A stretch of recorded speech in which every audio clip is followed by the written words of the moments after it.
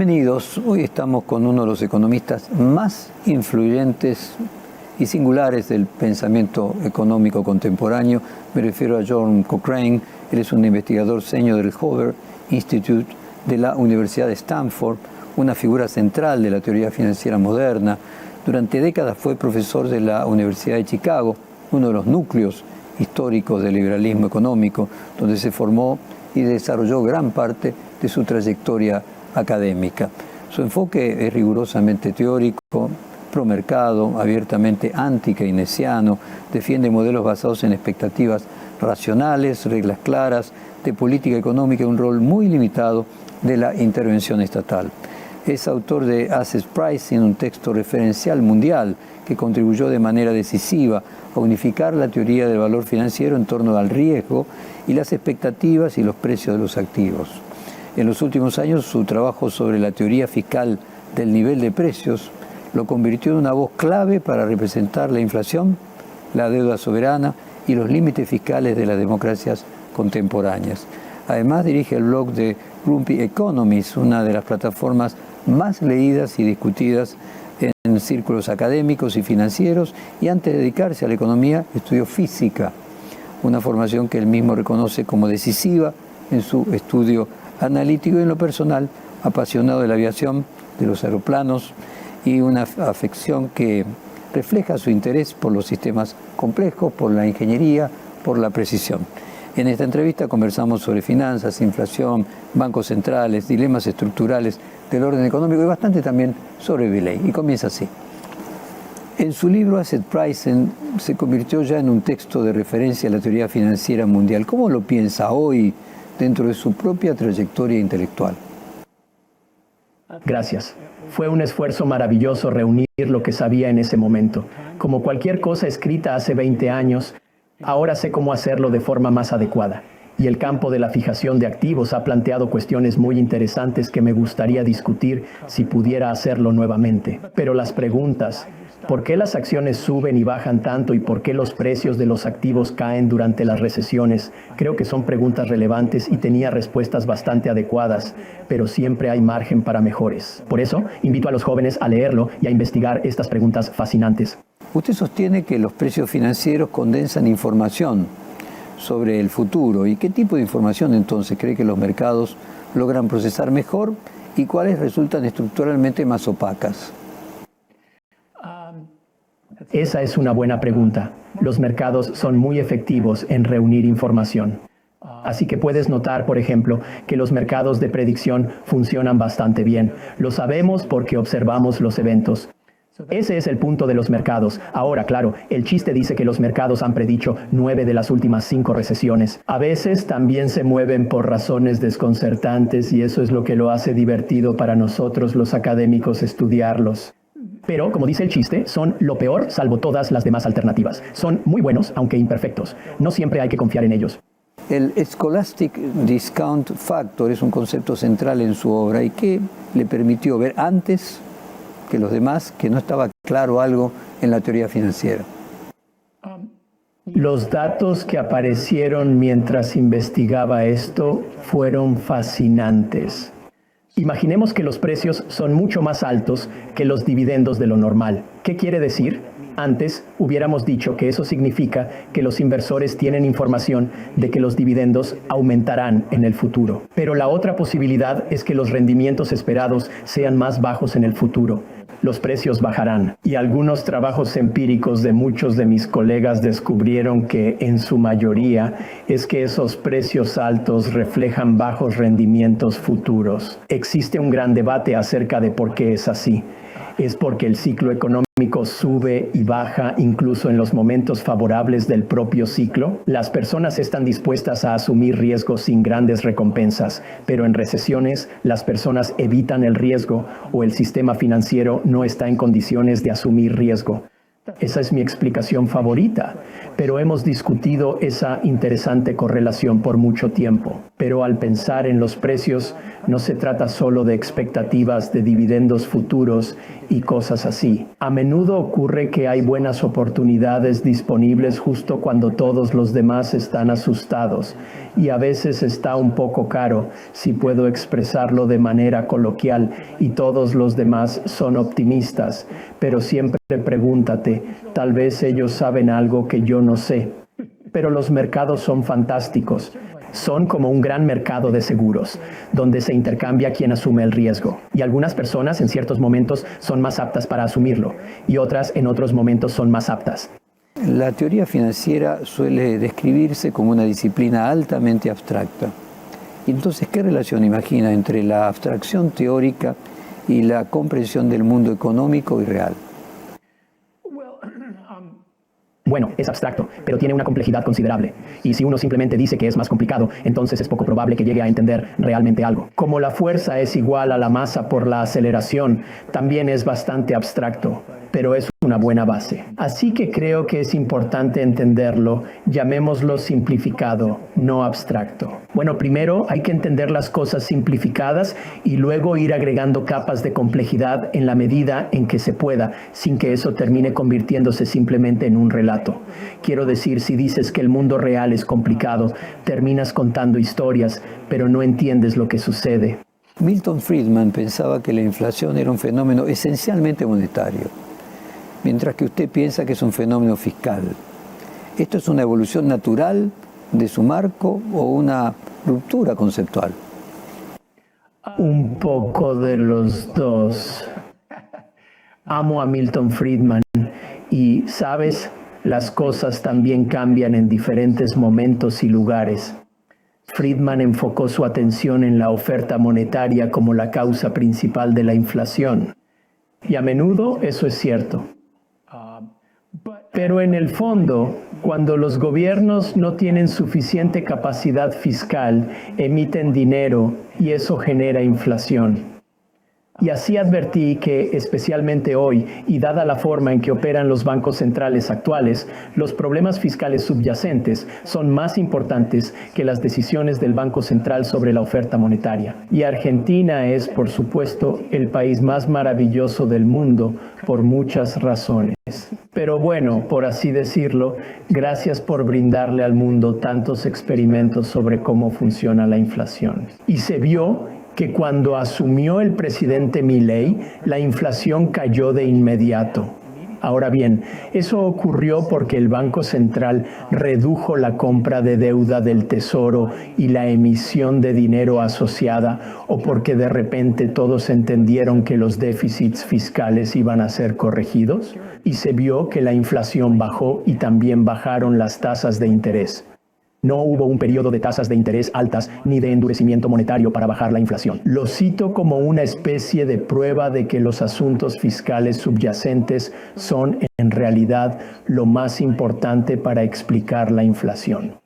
La teoría fiscal de nivel de precios implica un cambio respecto de las explicaciones tradicionales de la inflación. ¿Qué observaciones antes de la pandemia lo llevaron a pensar que esas explicaciones ya no alcanzaban? He estado pensando en esto toda mi vida.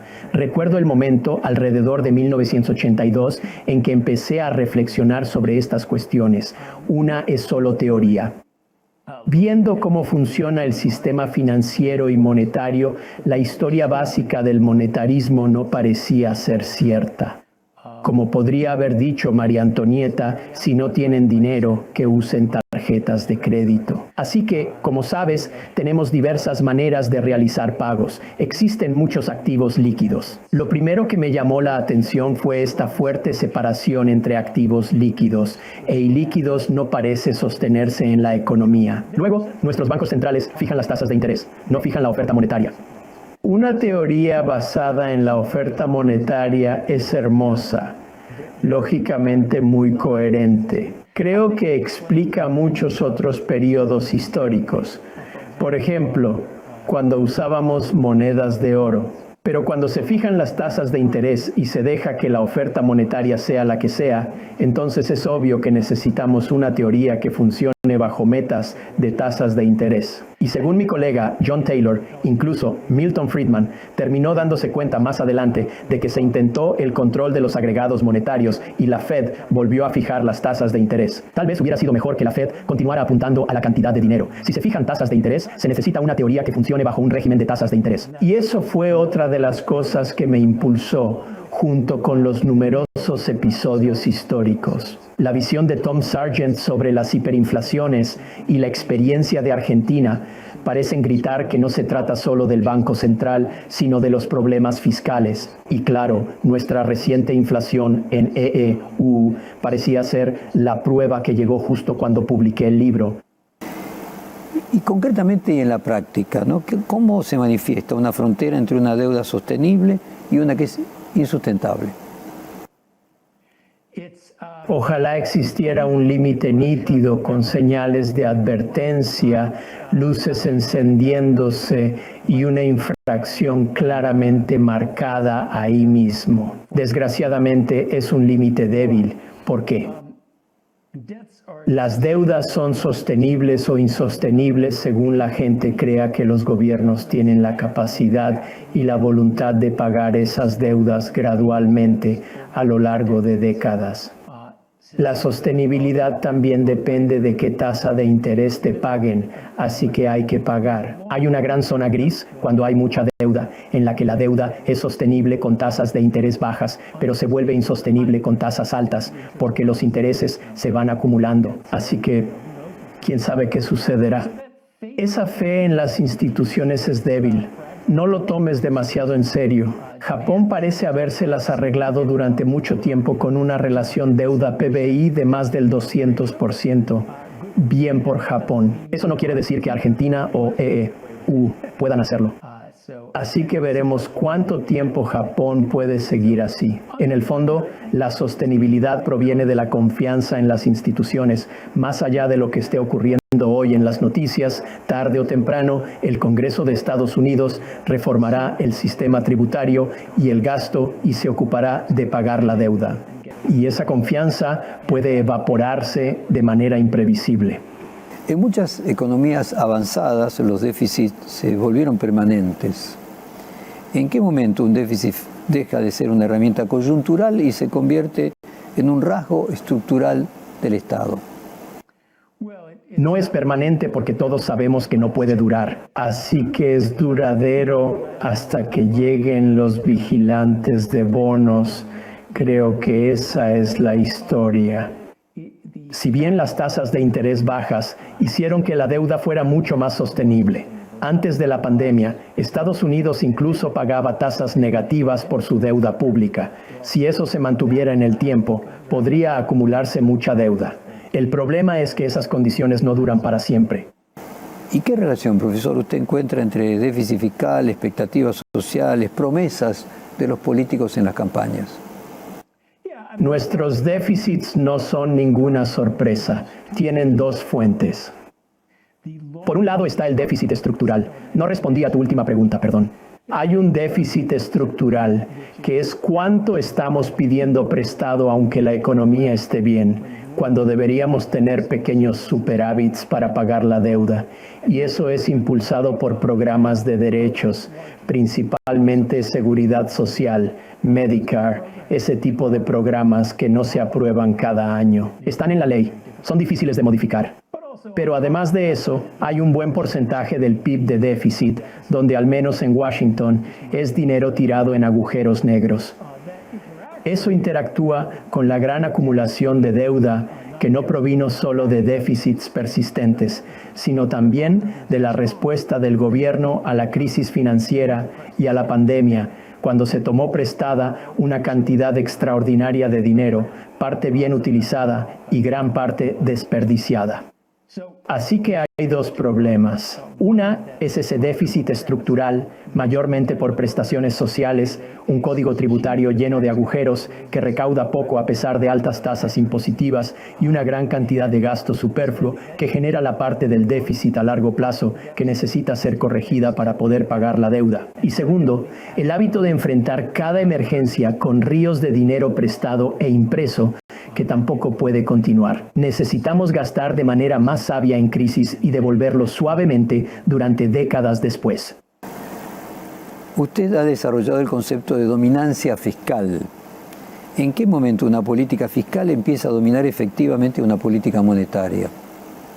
Bueno, en realidad creo que el punto central de la teoría fiscal del nivel de precios es que no existe un momento mágico. No hay tal cosa como la dominancia monetaria ahora, aunque a veces es más fácil. Incluso en un régimen que podríamos llamar fiscal dominante, donde la política fiscal es el principal motor de la inflación, cuando se gestiona adecuadamente no habrá inflación. Así que un gobierno que pide prestado dinero para enfrentar emergencias, pero todos realmente creen que pagará, ese gobierno pide prestado y devuelve y no hay inflación. Así que la dominancia fiscal no significa mucha inflación. Significa que la base del valor del dinero es la confianza de la gente en que el gobierno lo devolverá. Y eso puede ser un momento de gran estabilidad en el dinero, así como de volatilidad. La política monetaria tiene su propósito, por supuesto, y a largo plazo puede afectar completamente la inflación. Así que ambos deben trabajar juntos, diría, en todo momento. Nunca hay un momento en que uno pueda ignorar completamente al otro. ¿Es la dominancia fiscal una situación excepcional o es una tendencia estructural de las democracias contemporáneas y como las conocemos? Bueno, como lo he definido, y estas palabras son complicadas, la gente las define de distintas formas. Algunas personas definen la dominancia fiscal como un tiempo que has visto en la historia. Los déficits públicos están fuera de control y habrá inflación, sin importar lo que haga el Banco Central. Pienso en la dominancia fiscal también como los buenos tiempos. Cuando un régimen fiscal bien administrado respalda la política monetaria y le permite al gobierno tener una inflación muy estable. Controlar la inflación requiere políticas fiscales y monetarias estables. Ya lo mencioné, pero no está mal repetirlo. Ambas deben trabajar juntas si se quiere tener control sobre la inflación.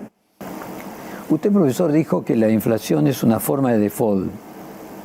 ¿Es también una forma de redistribución política no declarada?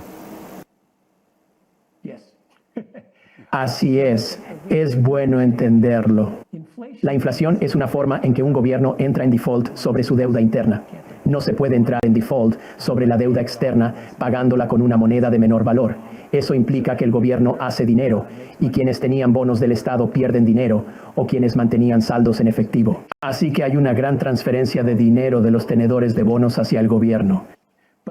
Pero al mismo tiempo, para cualquier persona en la economía privada es una transferencia de los ahorristas a los deudores. Si pides prestado dinero al 20% de interés y hay inflación del 100% y no fuiste cuidadoso al redactar ese contrato con una cláusula sobre la inflación, entonces lo pagas en pesos mucho más baratos. Así que es genial para el prestatario, malo para el ahorrador. Por eso la inflación inestable es mala para la economía, porque puedes hacer eso una vez. Pero cuando las personas perciben la posibilidad de inflación, están menos dispuestas a prestarle al gobierno y menos dispuestas a prestarse entre sí. Debes comenzar a indexar todo lo que dificulta la vida. Por lo tanto, esas grandes transferencias son un problema. Y además, la inflación provoca que algunos precios y salarios suban a diferentes ritmos que otros. Por lo general, los precios suben más rápido que los salarios. En ese tiempo de transición, también afecta a los trabajadores. ¿Usted cree que los gobiernos hoy son más conscientes de los límites fiscales que hace una década o simplemente es que los administran de otro modo? Buena pregunta. La gente dice que son conscientes. Muchos de nosotros hemos estado diciendo, el mundo se está acabando, hagan algo sobre el déficit desde hace unos 30 años. Y muchas personas en el gobierno saben que esto es un problema, pero es uno de esos problemas estructurales a largo plazo que no se ganan elecciones diciendo, vamos a curar el déficit. Así que hacer algo al respecto es difícil. Y pienso que los gobiernos son simplemente personas como tú y como yo. Cuando observaron desde el 2000 hasta el año pasado, tasas de interés muy bajas. Decidieron no preocuparse tanto. Dijeron, mira estas tasas de interés, si estás endeudado, vas al banco y te dan un gran préstamo, tasa de interés negativa del 1%. Dices, wow, compremos una nueva casa. Los gobiernos también hicieron mucho de eso y adoptaron esta mentalidad. Durante la década de 2010 no hubo reflexión sobre la deuda, el estancamiento secular, la teoría monetaria moderna. Tirémosle dinero a todos los problemas y no nos preocupemos por la deuda. Las tasas de interés siempre serán negativas. Creo que esa actitud prevaleció. Pero muchas personas sensatas, dentro y fuera del gobierno, reconocen que es un problema a resolver. ¿Qué distingue a un país que puede convivir con déficits crónicos de uno que termina siempre en una crisis recurrente? No creo que alguien pueda vivir con déficits crónicos. Es solo una cuestión de cuánto tiempo, porque la gente mantiene deuda pública confiando en que esos déficits se revertirán y serán repagados antes de que la deuda sea licuada por la inflación o entre en default. Algunos países tienen más confianza que otros, pero esa confianza puede agotarse. Por lo tanto, no creo que los déficits perpetuos sean viables para nadie. Puedes tener déficits perpetuos muy pequeños si el nivel de deuda es bajo y esa deuda funciona, en cierto modo, como dinero. Pero no exageres, los grandes déficits estructurales pronto llegarán a su fin en todas partes. Durante muchos años en Argentina el debate sobre la inflación osciló entre explicaciones centradas en la emisión monetaria, el déficit fiscal y las expectativas. Desde su perspectiva, ¿qué hace a la Argentina un caso tan persistente de inestabilidad macroeconómica y, como mencionamos antes, una especie de laboratorio de inflación mundial? Bueno, el problema persistente de los déficits fiscales es claramente un problema en Argentina. Y diría que el crecimiento, sabes, al final, el crecimiento económico soluciona todos los problemas. Y tú sabes, Argentina era famosamente tan rica como los Estados Unidos en el 1900. Y tú sabes, es un país bello con muchos recursos naturales y personas inteligentes. Debería ser tan rico como los Estados Unidos hoy en día. Así que las intervenciones del gobierno causaron un bajo crecimiento económico y también conducen a problemas fiscales. Ya sabes, gastar dinero que no tienes eventualmente lleva a imprimir dinero para pagar la deuda, y eso lleva a la inflación. Y he pasado por ciclos y ciclos de reformas también. Todo el periodo de la convertibilidad funcionó durante bastante tiempo. No sé si debería entrar en tu política interna. Lo que están haciendo ahora parece muy bien. Claramente tus líderes comprenden los fundamentos fiscales de la inflación y que deben arreglar eso y promover el crecimiento económico. Eso contribuye a los ingresos fiscales que disminuye el gasto. Y eventualmente, ya sabes, yo estaría a favor de la dolarización, pero no sé si debería entrar en ese debate. Pero como sabes, las economías sanas no inflacionan. Las economías en problemas sí lo hacen. Así son las reglas del juego. Javier Milei, nuestro presidente, llegó a la primera magistratura, impulsando, entre otras propuestas, la idea de la dolarización como respuesta a la inflación crónica. ¿Cómo evalúa usted la dolarización como solución a los problemas estructurales de inflación de algunos países? Me gusta la dolarización. Espero no ser visto como el imperialista americano que quiere que usen nuestra moneda. Pero sabes, hay cosas buenas y malas. Así que si dolarizas, pierdes la capacidad de tu país para manejar diversos choques al devaluar la moneda y aumentar un poco la inflación de vez en cuando. Mientras que, ya sabes, si dolarizas, entonces estás atrapado con lo que haga Estados Unidos. Y, ya sabes, si no puedes devaluar la moneda, tienes que dejar que los precios y salarios en Argentina bajen si hay algún choque relativo. Ese es el argumento de quienes dicen que deberías tener tu propia moneda y dejarla flotar, porque el Banco Central puede devaluar lo suficiente para estabilizar la economía. Ahora, la ventaja de la dolarización es que es un compromiso previo, como lo fue el patrón oro. Es un compromiso fiscal. Significa que el gobierno se ata al mástil. Nunca tiene la opción de imprimir pesos y salir de problemas, ya sea para manejar los choques de manera astuta, sino que puede imprimir para escapar de problemas fiscales. En Argentina, con su historia, creo que ese compromiso de no tener más inflación que la de Estados Unidos es importante. Vale la pena, a pesar de perder la capacidad de manejar choques de forma astuta mediante devaluación. Así que la dolarización es un compromiso previo mayor que el de la convertibilidad. La convertibilidad funcionó como una dolarización, pero siempre dejaba la opción que el gobierno pudiera abandonarla. Al dolarizar, pierdes esa opción. Estás con el dólar eternamente. Solo debes esperar que Estados Unidos no dañe nuestra moneda. ¿Qué condiciones serían necesarias para que un país con una larga historia de default como la Argentina recupere una credibilidad duradera? Y si cree que la figura de Javier Milei podría contribuir a generar ese marco de credibilidad. Sí, la credibilidad para no incumplir se basa primero en tener buenas instituciones, que todos comprendan que las deudas son sagradas y se pagarán. Sin embargo, el primer criterio para ellos, sabes, derechos de propiedad, ley, ese tipo de cosas, pero también una economía abierta que no pueda cerrarse de repente otra vez. Así que, digamos, me gusta exactamente lo que están haciendo al liberar regulaciones que están perjudicando a la economía y al abrirla al comercio internacional. La gente no trae dinero a un país como Argentina a menos que tengan el derecho de sacarlo después nuevamente. Así que todo el recetario libertario estándar de Milei hará maravillas, pero la gente tiene que confiar en que durará. En cierto sentido, el problema de Argentina, como el de Estados Unidos, es que no se puede vivir solo de la voluntad de un presidente. Eso debe estar incorporado en instituciones que la gente confíe que perdurarán por mucho tiempo. El año pasado, Scott Bessent, a través del Tesoro de los Estados Unidos, intervino en relación con la economía argentina mediante la compra de bonos de nuestra deuda soberana. ¿Cómo interpreta ese episodio? ¿Es una señal de confianza, una intervención financiera estratégica o una respuesta a consideraciones geopolíticas y fiscales más amplias?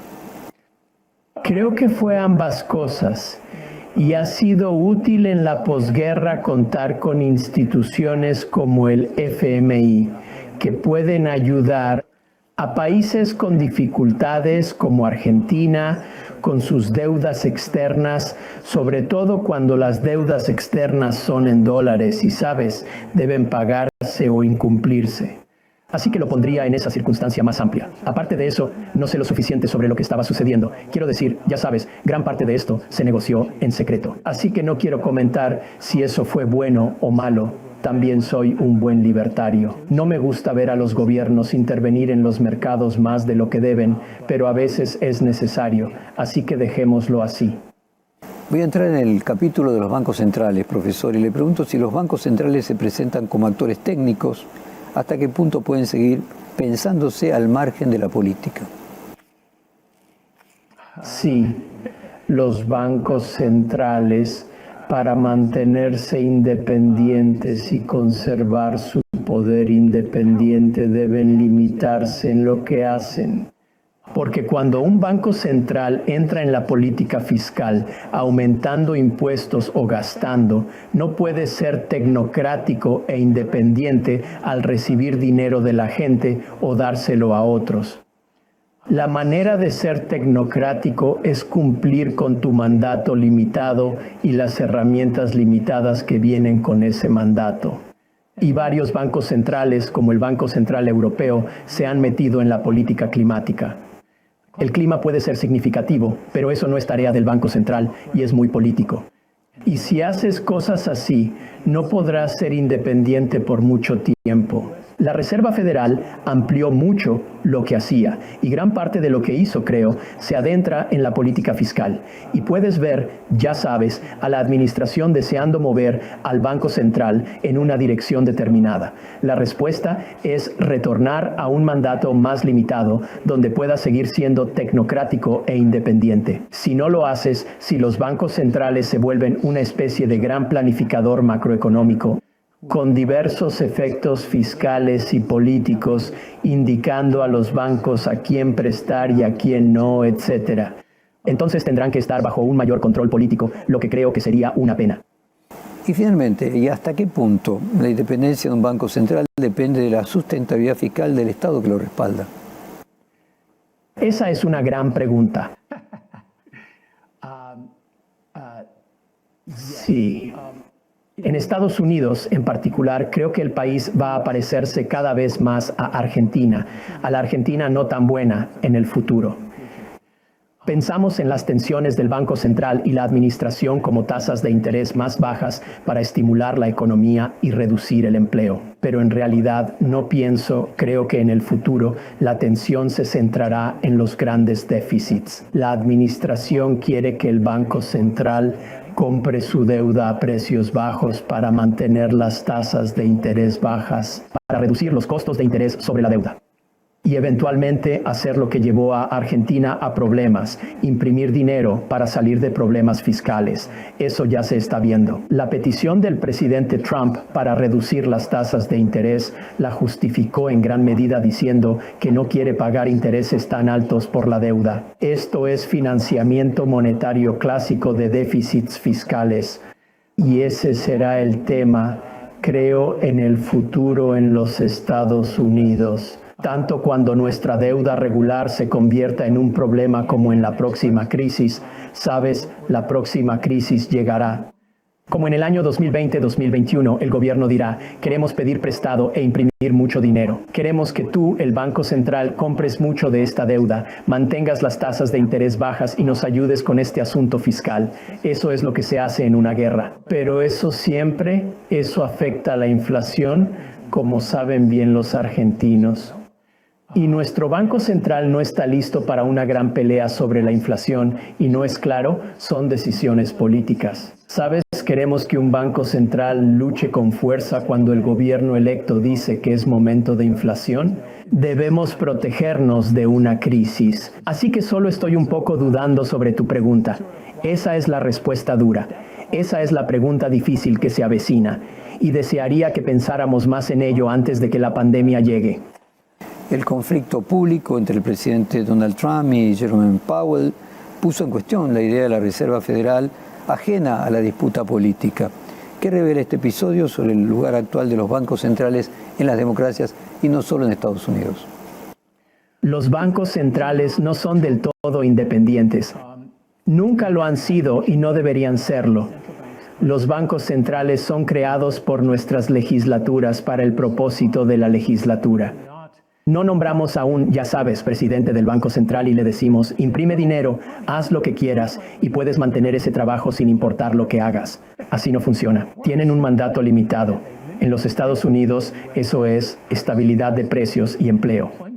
Y un mandato limitado significa solo eso. Muchas gracias.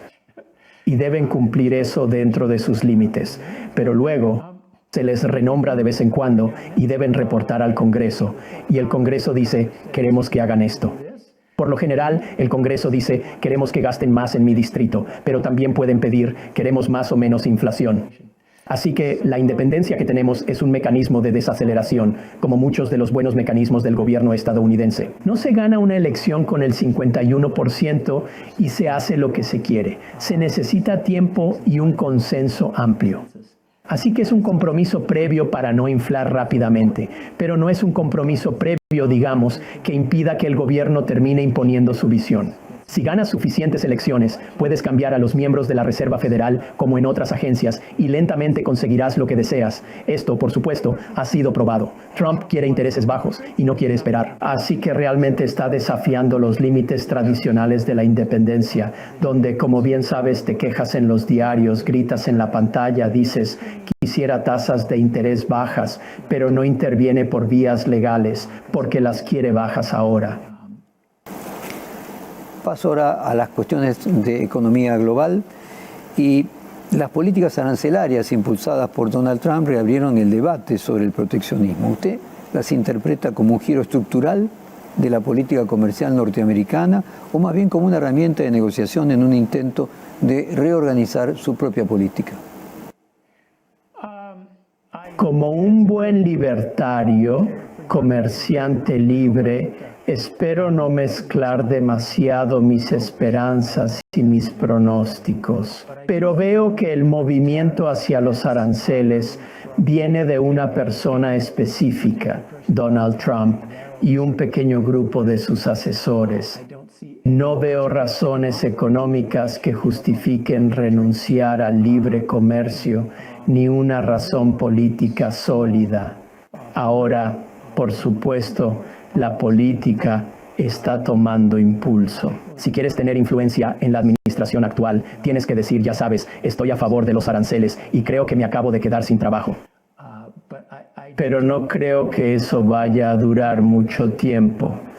No es que Europa, América Latina o Canadá hayan dicho, sí, necesitamos una política comercial proteccionista en todos los frentes. Es una buena idea. No, están ocupados firmando acuerdos de libre comercio entre ellos. Adam Smith descubrió que el libre comercio era realmente una buena idea en 1776, justo en el mismo tiempo que Isaac Newton descubrió que la fuerza es igual a la masa por la aceleración. Esa idea se quedó.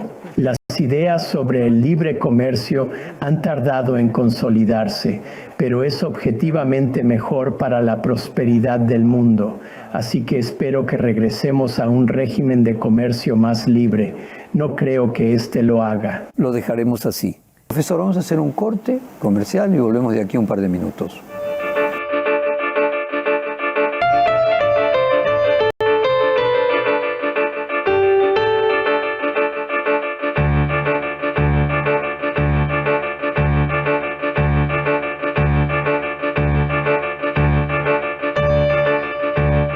Modo Fontevecchia, con la conducción de Jorge Fontevecchia, periodismo de autor, las noticias del día y entrevistas con sus protagonistas. Modo Fontevecchia, de lunes a viernes a las 10 por NET.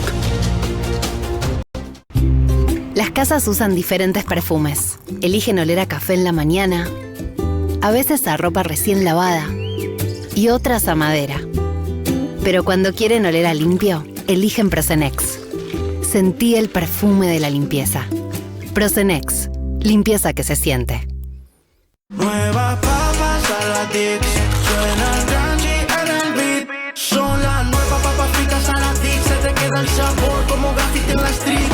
Son las papas Saladix, tremendo crunchy. Son las nuevas papas fritas Saladix, se las traje a mis amigos para hacer tremendo mix. Ahora Saladix tiene papas. Próbalas. Venimos a probar la nueva fórmula de Vanish para ropa blanca. ¿Quién quiere dejar sus uniformes blancos?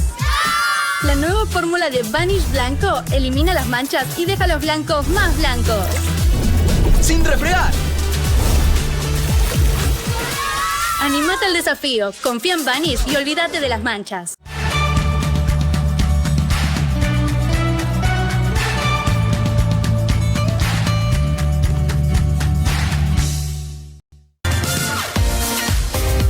Entrometidos, nuevo horario, el programa de Chimentos número 1, con la conducción de Tomás Dente, las primicias y secretos de la farándula. Entrometidos, nuevo horario, de lunes a viernes a las 14:15, por NET. Alegrate el verano, con la conducción de Matías Ale. Toda la diversión desde Mar del Plata con grandes sorpresas, juegos en la playa y los protagonistas de la temporada. Alegrate el verano, de lunes a viernes a las 15:30. Por NET. Te veo todas las tardes, nuevo horario, con la conducción de Adriana Salgueiro. Información, humor y buena onda. Te veo todas las tardes, nuevo horario, de lunes a viernes a las 16:45. Por NET. Chiche en vivo, con la conducción de Chiche Helblum. La actualidad bajo la mirada crítica y polémica del emblemático periodista. Encontramos una hora perfecta para encontrarlo con ustedes. Las 8 de la noche. ¿Qué les parece? No se lo pierda, le prometo. Todo lo que pasa va a estar acá. Chiche en vivo, de lunes a viernes a las 20 horas en NET. Biri Biri, la vida misma. Los informes más divertidos de la televisión, las novedades en redes y toda la actualidad. Con la conducción de Pablo Muney. Biri Biri, la vida misma. De lunes a viernes a las 23:15 por NET. El Señor de los Cielos. La telenovela suceso en todo el mundo. Una feroz lucha de poder, lealtades de familias y peleas explosivas para mantener el imperio. El Señor de los Cielos.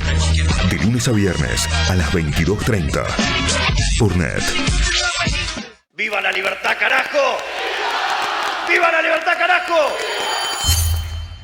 Si no se grita viva la libertad humildemente, no se grita viva la libertad. Si no se grita viva la libertad riendo, no se grita viva la libertad.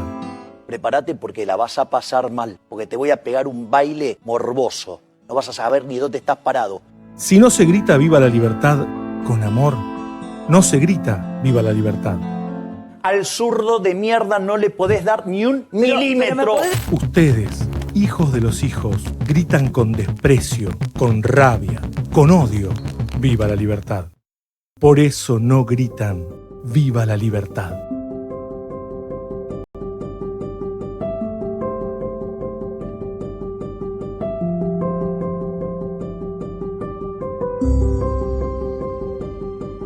Suscríbete a Perfil en mi.perfil.com.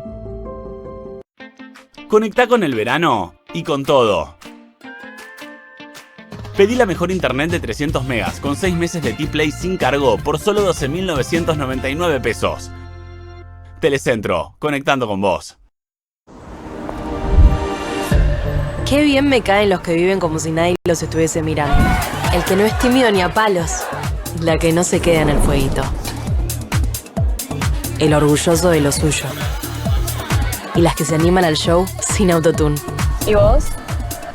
¿Ves como si nadie te estuviese mirando? Confía en tu frescura. Topline. Seguí la línea de tu frescura.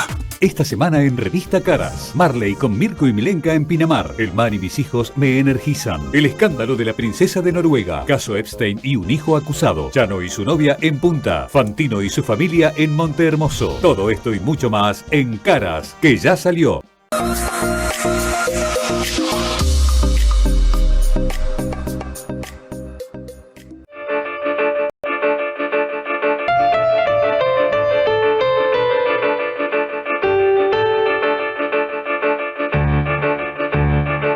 Continuamos el reportaje con el profesor John Cochrane. En línea con el debate de la relocalización industrial, se volvió el centro del discurso político norteamericano y le pregunto si lo ve como una corrección necesaria del modelo de globalización o como una respuesta política a tensiones sociales internas. Es una respuesta política y además la tensión social por el impacto de China fue hace más de 15 años. Así que ni siquiera sé si es una respuesta a eso. Hay muchas personas que les gusta la idea de la política industrial y la protección. Hay un problema geopolítico en aumento con China.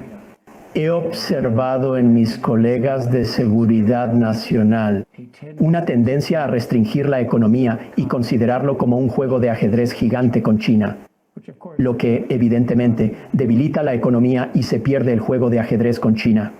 Así que, sabes, hay que actuar cuando hay un tema de seguridad nacional. Deben hacerse con una idea de costos y beneficios. Me gusta decir, sabes, está bien, quieres establecer fábricas de chips en Estados Unidos que cuestan $100,000 millones. ¿Por qué no preguntamos a los generales? Puedes tener 10 portaaviones o una fábrica de chips. ¿Cuál prefieres? No puedes tener ambos. Y creo que una política inteligente, si entendiéramos las restricciones presupuestarias, la intuición económica número 1, podría garantizar lo justo para atender necesidades reales de seguridad nacional, sin convertirse en un intento de volver a traer las acerías de los años 50, lo cual sería una pésima idea. En los últimos años vimos que se multiplicaran expectativas en torno a la inteligencia artificial como motor del crecimiento, pero la productividad agregada sigue siendo relativamente baja. ¿Cómo interpreta esta distancia entre el entusiasmo tecnológico y el desempeño económico real? Sí, soy un gran entusiasta de la inteligencia artificial. Durante toda mi vida profesional he estado preocupado por la desaceleración del crecimiento. Y hubo un gran debate. Muchos economistas decían que simplemente nos habíamos quedado sin ideas, que inventamos la máquina de vapor, la explotamos todo lo que pudo dar y que ahora se había terminado. Aquí hay una gran nueva idea. Así que en el extenso ciclo, desde, ya sabes, la invención de la imprenta, la máquina de vapor, el ferrocarril, el avión, el teléfono, el telégrafo, la radio, el procesador de texto, la máquina Xerox, Internet y así sucesivamente, esta es la gran nueva idea de nuestro tiempo. Genial. Pero no creo que sea muy diferente de todos los que vinieron antes. Y lo que eso indica es que lleva tiempo, ya sabes, quizás décadas entre visualizar la idea y su primer despliegue, luego perfeccionarla, aprender a manejarla, integrándola en las prácticas comerciales y finalmente observándola en las estadísticas de productividad. Cuando las computadoras y el Internet realmente comenzaron a despegar en los años 90, no recuerdo qué economista lo mencionó. Puedes ver computadoras por doquier, menos en las estadísticas de productividad, y creo que eso se confirmará otra vez. Veremos IA en todas partes, excepto en las estadísticas de productividad por un tiempo. Y al final, la IA será, como ahora es Internet, una parte fluida de la vida diaria. Todos serán más productivos. Tú y yo podemos tener esta fantástica entrevista sin que yo tenga que volar a Argentina o tú a Palo Alto. Mira qué maravilloso es eso. Bueno, muchas cosas serán así de manera silenciosa en 20 años, pero llevará 20 años y será algo genial y no estaremos todos sin trabajo, muriendo en las calles porque no podemos comer. Como ya sabes, Internet no acabó con los empleos de todos en aquel momento. Las sociedades más avanzadas están envejeciendo rápidamente y al mismo tiempo se expanden los sistemas de protección social. ¿Qué implicancias tiene esta combinación para la sustentabilidad fiscal de largo plazo?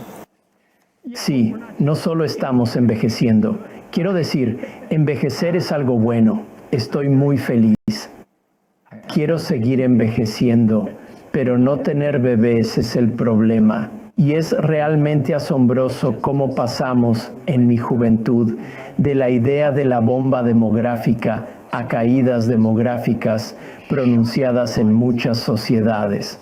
No sé cuál es el número en Argentina, pero estoy seguro de que está por debajo de 2 tasas de reemplazo. La mayoría de los países católicos en América están entre 1 y 1.4, lo que significa que cada generación se reduce a la mitad la población.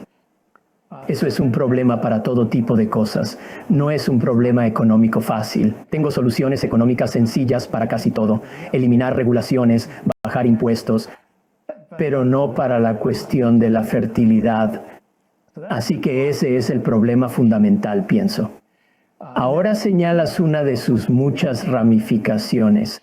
Es que tenemos sistemas de asistencia social que están hechos para que otros tengan hijos, trabajen, paguen impuestos y nos mantengan en la vejez. ¿Sabes?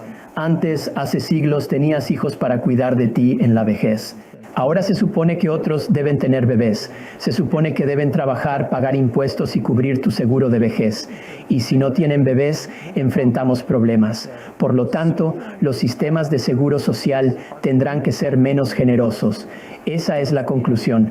Ahora, eso no tiene que ser algo malo. Se trata de simples intercambios que nuestras legislaturas, algo disfuncionales, no logran resolver. En Francia, te retiras a los 62 y vives con el mismo ingreso por el resto de tu vida, que puede ser de 30 años.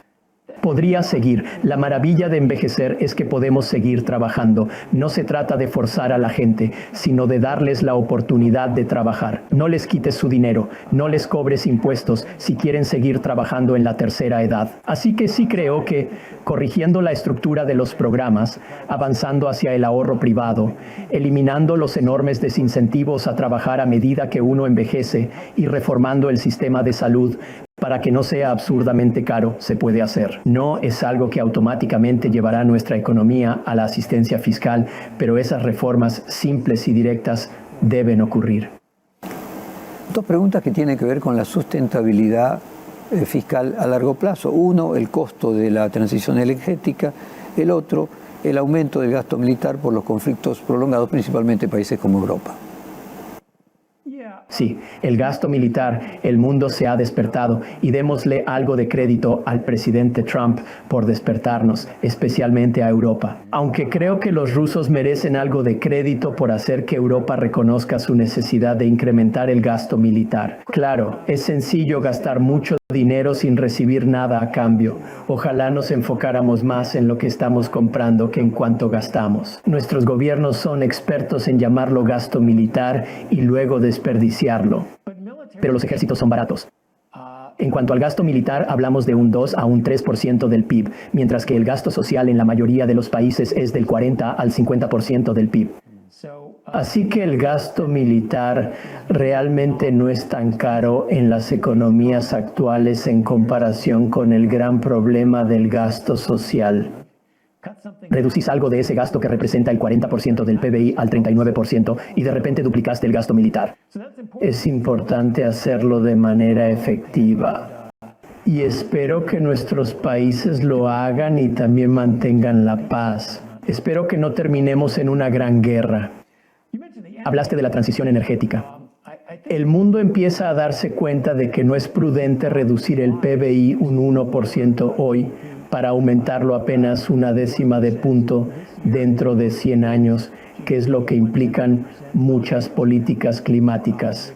Es importante, pero las políticas climáticas que hemos adoptado han sido extraordinariamente costosas.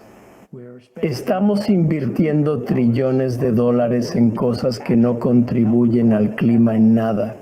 Europa no solo perdió enormes cantidades de dinero, sino que también se desindustrializó. Lo hicieron imposible. Sus costos de electricidad son tan altos que su economía se detuvo. Ciertamente no vale la pena acabar con el crecimiento económico por políticas climáticas que en realidad no ayudan al clima. ¿De qué se trata el clima? Es sobre el carbón de China y el crecimiento de India. No se trata de si compras un coche eléctrico para ir a tu jet privado, como hacen en Palo Alto por el clima. La transición se dará a su propio ritmo. La energía solar y otras opciones son buenas cuando pueden integrarse. La energía nuclear, espera un momento, no emite carbono. Es agradable saberlo. Parece que estamos tomando conciencia de eso. Pienso que nos moveremos hacia adaptaciones que tengan sentido económico y transiciones de energía que sean económicamente viables sin arruinar nuestras economías como hizo Europa. Frente al crecimiento de monedas digitales y sistemas de pago privados, ¿cómo imagina que será el futuro de la soberanía monetaria de los estados? Esa es una gran pregunta. Existen dos tipos de criptomonedas. Una es Bitcoin, que es solo eso. Es algo parecido al oro. Es muy inestable y no es bueno para transacciones diarias. Sirve para algunas transacciones semilegales. Las monedas estables que están vinculadas al dólar y respaldadas al 100% por la deuda del gobierno de EEUU. Son solo una implementación de un fondo del mercado monetario, algo que hemos tenido por mucho tiempo, o un banco especializado, algo que ofrece depósitos y está respaldado completamente por valores del gobierno. Son buenas ideas y me alegra ver una nueva innovación técnica. En cierto modo, son solo una manera de evadir las malas regulaciones que hemos tenido que han bloqueado la aparición de bancos privados y fondos de mercado monetario habilitados para pagos. Así que serán de ayuda en ese aspecto. En realidad, una stablecoin aumenta la demanda de la deuda del gobierno estadounidense. La deuda del gobierno y el dinero son básicamente lo mismo. Esa es la idea de la teoría fiscal. Por lo tanto, en realidad, las stablecoins atadas a monedas convencionales harán que éstas sean más valiosas, no menos valiosas, porque nadie ha logrado averiguar aún cómo desarrollar una moneda digital que no esté atada a una de las monedas del gobierno, pero que sea estable en su valor. Así que los gobiernos tienen, en cierto modo, un monopolio natural para definir una unidad de valor siempre que no lo arruinen. Eso no va a desaparecer. Ahora, la parte más amplia de tu pregunta es que estamos avanzando hacia una moneda electrónica, no hacia moneda física.